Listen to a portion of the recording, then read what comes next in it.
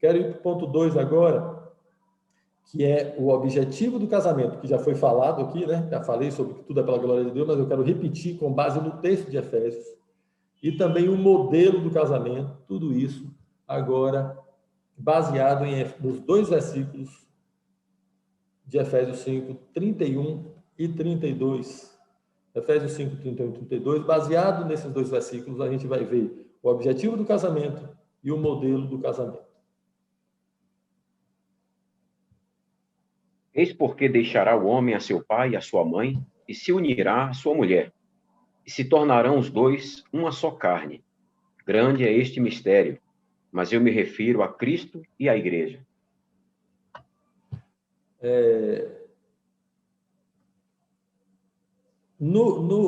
Depois de dizer qual é o papel de cada um no casamento, né, que a gente vai voltar para isso daqui a pouco, e de descrever como é o casamento, vem essa afirmação aí do versículo 32, que eu queria que você lesse de novo, Jasemão, por favor.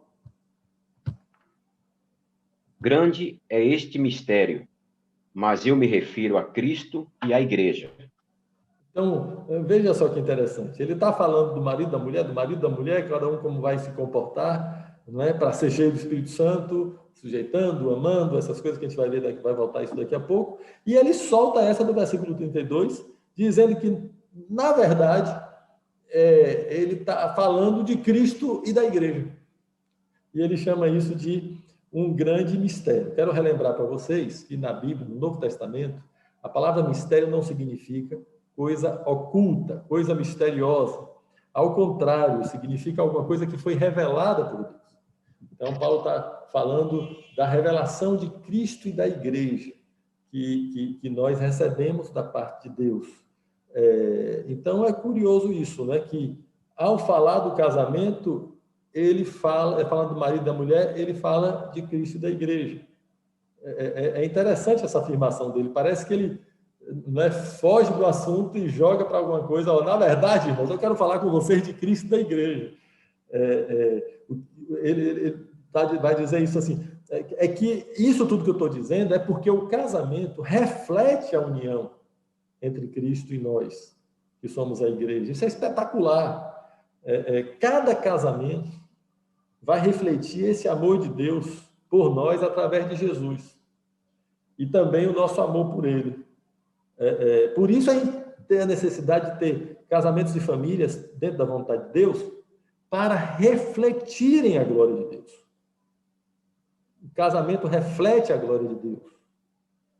E a família reflete a Trindade, que é Pai, Filho e Espírito Santo. Né? Eu queria insistir nisso aqui, porque nós vivemos para Cristo, nós não vivemos para nós mesmos. Então, às vezes a gente vê pessoas se casando na igreja, mas casam-se para si próprias, e elas vivem uma vida individualizada, fechada em si mesmas, e curtem aquele casamento ali, pelo menos até a hora que dá para curtir, e não vivem para Cristo.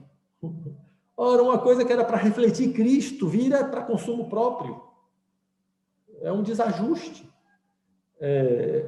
Quando falamos, vou agora tomar as palavras de Paulo, quando falamos de casamento, na verdade a gente está falando de Cristo e da igreja. Então, cada casamento vai refletir, esse é o motivo da existência do casamento e da família, assim como tudo mais, que é a glória de Deus, viver dentro da vontade de Deus para a glória do Senhor Jesus. Eu acho que eu vou repetir isso aqui até o final, porque a ideia da gente aqui não é trazer um manual. A ideia da palavra, das escrituras, não é trazer um manual de como cada um vai se comportar. A ideia é uma vida entregue inteiramente para Cristo. E aí sim, aí tem a maneira de viver assim. Tá? Primeira afirmação, tá? Então, vimos isso no versículo 32, tá? Que, na verdade, Paulo está falando de Cristo e da igreja. Então, o casamento reflete Cristo e a igreja. Vivamos em casa, os casais. Vivamos em casa, os solteiros também, para a glória de Deus. Para ele ser exaltado, para pessoas se converterem, para a glória de Cristo. Voltando para o versículo 31, que repete Gênesis 2, 24, encontramos alguns princípios estabelecidos por Deus para o casamento. Esse ponto 2 fala do modelo e do objetivo do casamento. Na verdade, primeiro falamos do objetivo, para a glória de Cristo. E agora vamos para o modelo que está aí nesse versículo 31. Aí está descrito o casamento segundo a vontade de Deus, que vem lá de Gênesis 2, 24. E apesar de a gente saber decorado, e já ser ter lido agora, mas eu queria que já se lesse de novo, não o de Efésios, mas o de Gênesis. Gênesis 2, 24, por favor, Jasemã. Por isso, deixa o homem, pai e mãe, e se une à sua mulher, tornando-se os dois uma só carne. Essa afirmação que é feita em Gênesis é repetida aí no versículo 31 e em outros lugares das Escrituras. Aqui nós encontramos os princípios estabelecidos por Deus para o casamento, tá? Para a gente entender o que é casamento. Em primeiro lugar, casamento é o fruto de uma livre decisão da vontade e de uma decisão consciente entre duas pessoas. Isso está no texto quando diz que deixará o homem, pai e mãe, e se unirá à sua mulher. Não está lá, o homem será obrigado a deixar pai e mãe.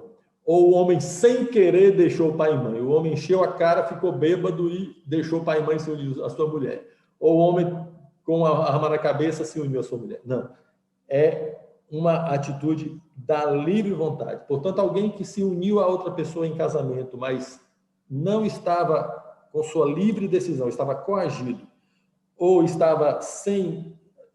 não estava pleno nas suas faculdades mentais, estava com uso de drogas, ou bêbado, ou alguma coisa assim, isso não se constitui o casamento. O ato de deixar os pais para se unir ao seu cônjuge é uma decisão livre e consciente. Duas pessoas, sabendo o que estavam fazendo, fizeram aliança de marido e mulher.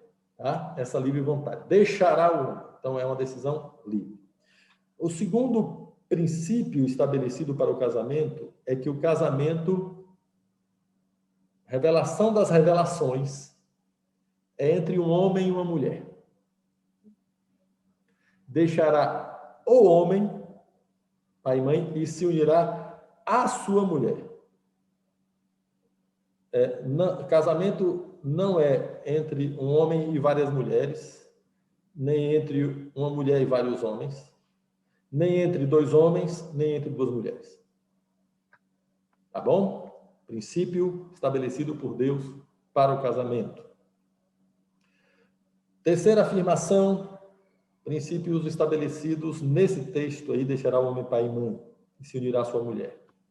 O casamento é consumado pela união sexual depois da aliança livre e consciente feita entre o homem e a mulher. Veja só, o texto diz, deixará o homem, pai e mãe, se unirá à sua mulher e se tornarão os dois uma só carne.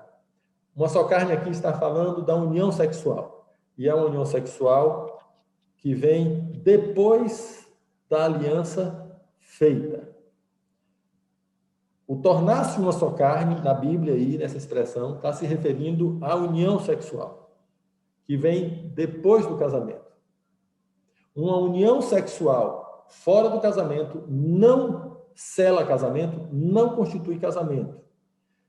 Mas o casamento, depois de empenhada a palavra, a decisão da vontade, ele precisa ser consumado pela união sexual.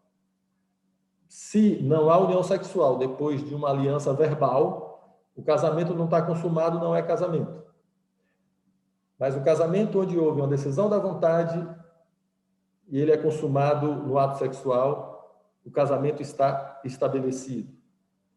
O sexo, e aqui vem uma afirmação também muito óbvia para os cristãos, mas que hoje em dia, infelizmente, não está óbvia, é que o sexo, de acordo com a vontade de Deus, foi criado para o casamento, não para antes e nem para fora do casamento. É no casamento.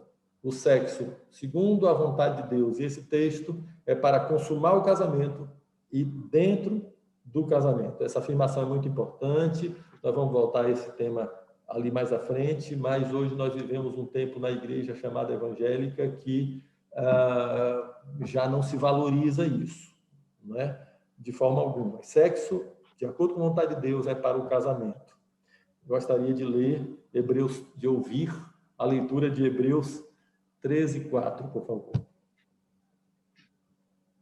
Digno de honra entre todos seja o matrimônio, bem como o leito sem mácula, porque Deus julgará os impuros e adúlteros. Texto muito claro, né? O matrimônio ser honrado, o leito sem mácula. Leito sem mácula não está falando, tá claro, é uma figura de linguagem, está falando da cama que não tem mancha. Isto é, a união sexual entre homem e mulher que não é pecaminosa, que é no casamento.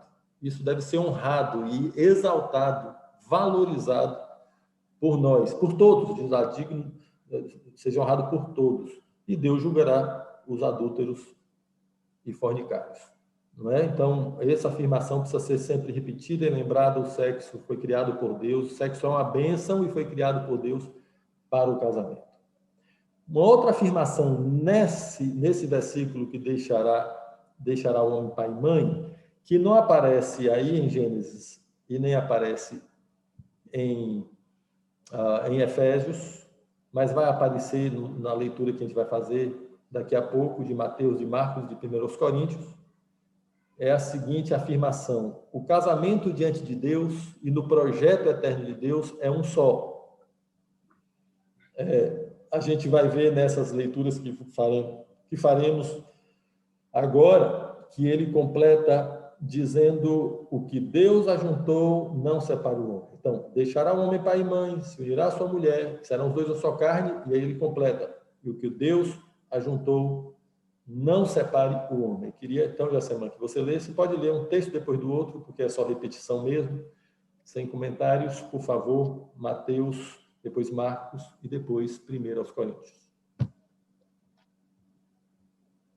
Então respondeu ele: não tendes lido que o Criador, desde o princípio, os fez homem e mulher, e que disse: por esta causa deixará o homem pai e mãe, e se unirá à sua mulher, tornando-se os dois uma só carne?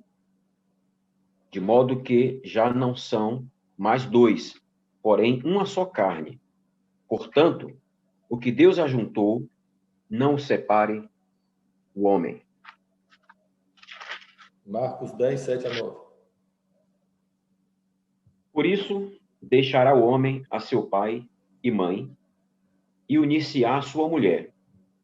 E com sua mulher serão os dois uma só carne, de modo que já não são dois, mas uma só carne. Portanto, o que Deus ajuntou, não separe o homem. E, finalmente, 1 Coríntios 7, 10 e 11.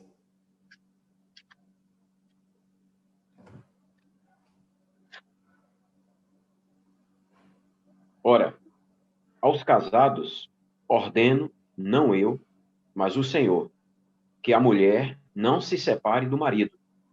Se, porém, ela vier a separar-se, que não se case ou que se reconcilie com seu marido, e que o marido não se aparte de sua mulher. Nesse texto de 1 Coríntios, não repete lá o deixará o homem pai e mãe e o que Deus ajuntou não separa o homem, mas eu chamo a atenção de que Paulo afirma que é o Senhor que ordena não se separe. Então, esse é o princípio básico das Escrituras. O casamento é um só.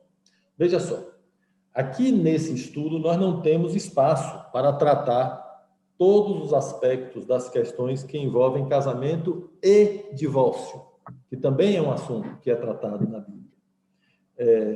A gente não tem espaço aqui e o objetivo também não é esse. Esse tema vai ser abordado em outras oportunidades, mas principalmente no trato pastoral, no trabalho do presbitério com as ovelhas. E aqui é uma orientação que a gente sempre dá, que quando surgirem casos que envolvam divórcio, segundo casamento, que cada líder traga para o presbitério o assunto para ser tratado, tá? o que a gente está passando aqui é o ensino, o projeto, como Jesus disse, desde o princípio, como é que foi.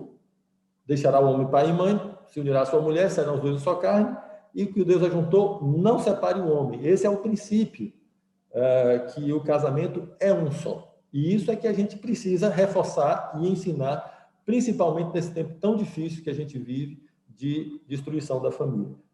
Coisas, além disso, que tratem de divórcio, segundo casamento, tragam os assuntos para serem tratados pastoralmente e também conversaremos em outra oportunidade.